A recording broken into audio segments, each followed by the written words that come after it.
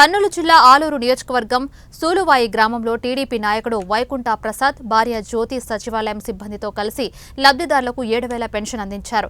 ఈ సందర్భంగా వైకుంఠం ప్రసాద్ మాట్లాడుతూ నియోజకవర్గంలో ఉన్న సమస్యలు పరిష్కరిస్తూ ప్రజలకు ఎల్లవేళలా అందుబాటులో ఉంటూ సైనికుడిలా పనిచేస్తానని చెప్పారు.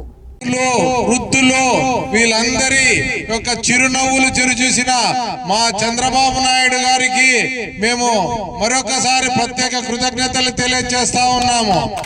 అంతేకాకుండా ముఖ్యంగా ఈ రోజు ఆలూరు నియోజకవర్గంలో ఎన్నికలు అయిపోయాయి, అన్ని అయిపోయినాయి. కాబట్టి పార్టీలు ఇవి అనేది కాకోకున్నట్టుగా మన సులువాయి గ్రామంలో మన గ్రామానికి కావాల్సిన అభివృద్ధి ఏముంటే అది ఖచ్చితంగా ఈ నెలాఖరు లోపల గాని రేపు నెలలో గాని తెలుగుదేశం పార్టీ ఎవరైతే సమర్థులో వాళ్ళకి నాయకత్వం అప్పగిస్తుంది.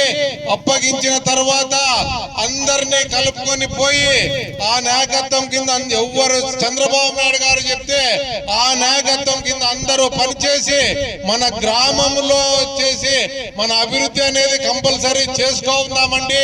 ఇంకా మనకి ఇక్కడ వాళ్ళు వైసీపీ చేశారు, వీళ్ళు ఇది అనేది కాకోకున్నట్టు మన తెలుగుదేశం పార్టీ కార్యకర్త తల ఎత్తుకునే విధంగా మన గ్రామాల అభివృద్ధికి పాటుపడేదానికి నా వంతు నేను సహకారం అందిస్తానని చెప్పి ఖచ్చితంగా మళ్ళా మీ యొక్క గ్రామానికి ఖచ్చితంగా నాకు 10 వచ్చిన వెంటనే ఖచ్చితంగా ఈ గ్రామానికి వచ్చి మీ యొక్క సమస్యలు తెలుసుకుంటానని చెప్పి ముఖ్యంగా తెలియజేస్తూ మీ సులువాయి గ్రామ ప్రజలకు మా నాన్నగారు కీర్తిశేషులు వైకుంఠం శ్రీరాములు గారు ఉన్నప్పటి నుంచి కూడా ఈ గ్రామానికి మా నాన్నగారికి మా కుటుంబానికి ఒక సంబంధం ఉంది.